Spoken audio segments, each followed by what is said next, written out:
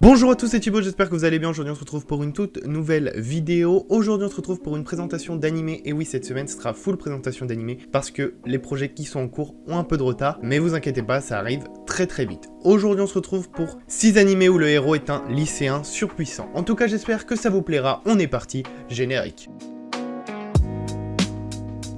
On commence avec Hitori no Shita, disponible sur Crunchyroll. Il y a 12 épisodes de 24 minutes, c'est sorti en 2016, ça rentre dans le genre action horreur, épouvante, surnaturel, combat, école et zombies. On va suivre Zhang Shulan qui un jour va se faire attaquer par des zombies dans un cimetière. Une jeune femme, Bao Bao, va le sauver, et on va se rendre compte qu'après elle étudie dans la même université que lui. Par la suite, Zhang il va apercevoir quelque chose, c'est que plusieurs personnes ont des sortes de super pouvoirs, et qu'ils les utilisent pour se combattre entre eux. Et donc nous on va suivre Zhang qui va mener une vie de plus en plus dangereuse, et voilà, on va suivre son histoire. C'est assez sympa puisque ça vient de plusieurs pays, c'est une sorte de melting pot, hein. Il y a le Japon, la Corée du Sud et la Chine qui ont travaillé là-dessus. Et l'animé est assez sympa, franchement l'histoire est très cool. Donc voilà, c'est un petit animé qui se regarde assez vite et si vous l'avez pas vu, je vous le conseille. On passe maintenant à Freezing. Sorti en 2011, il y a 12 épisodes de 24 minutes, ça rentre dans plusieurs genres, action, ecchi, romance, science-fiction et seinen. On va se retrouver dans une académie qui a pour but d'entraîner des jeunes filles au combat. Elles sont accompagnées d'un binôme masculin, tu connais, c'est les animés, afin qu'ils luttent contre une menace qu'on va appeler les Nova. Cette école, c'est l'Académie Genetics.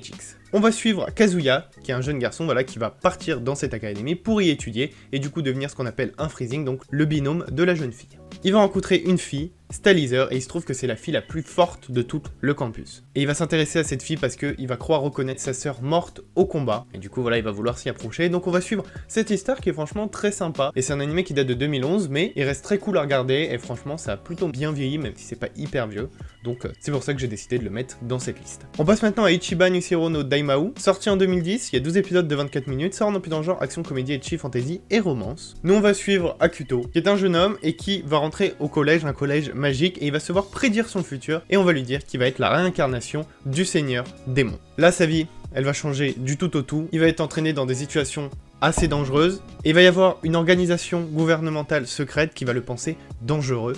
Donc voilà, on va suivre l'histoire de ce personnage qui du jour au lendemain, sa vie va basculer, puisque tout simplement on va lui dire qu'il va devenir le seigneur des démons, et donc on va suivre ça, et franchement l'anime est super sympa.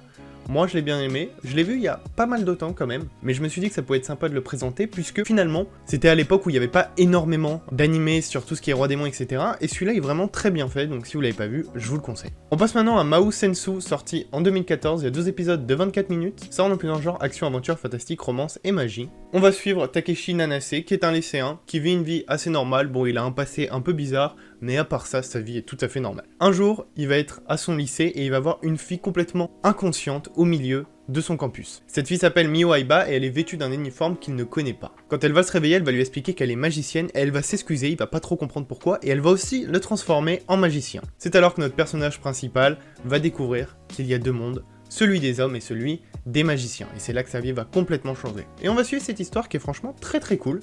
Il est assez original l'animé, donc je me suis dit que je pouvais vous le conseiller, et pour 2014 c'est très bien animé. Voilà, donc je vous le conseille, n'hésitez pas à aller voir ça.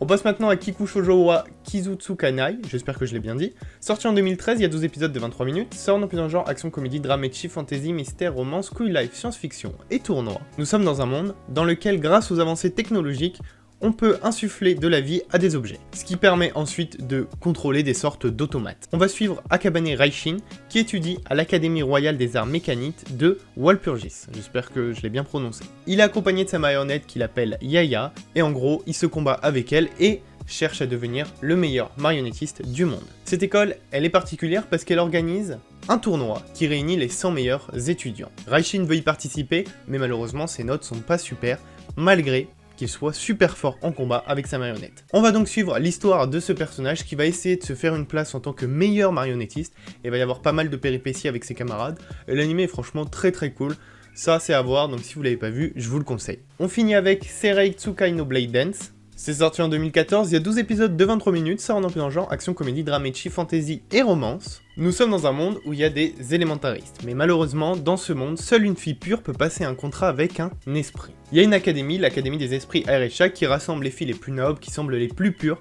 afin de leur faire passer des contrats avec des esprits. On va suivre un garçon qui se nomme Kamito, qui est en train de faire un truc un peu bresson. Voilà, il est en train de mater, on va pas trop s'attarder dans les détails, mais sans faire exprès, il va passer un contrat avec un esprit, et je vous ai expliqué ce qu'il était en train de faire, donc vous pensez bien qu'avec l'esprit, il va pas arrêter ses fantasmes ici. Cependant, il va se passer un truc qui est quand même incroyable dans ce monde, c'est que Kamito il va devenir la première personne à avoir passé un contrat avec un esprit alors qu'il est du sexe masculin. Et donc on va suivre l'histoire de ce personnage, c'est un anime qui est assez drôle.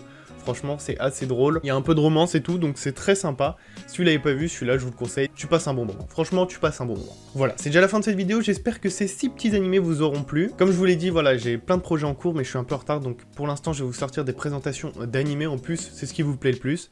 Donc voilà, j'espère que ça vous aura plu. N'hésitez pas à vous abonner, à liker, à partager cette vidéo. Moi, je vous dis à bientôt pour une nouvelle vidéo. Restez connectés, il y a plein de choses qui arrivent. C'était Thibaut. Ciao, ciao.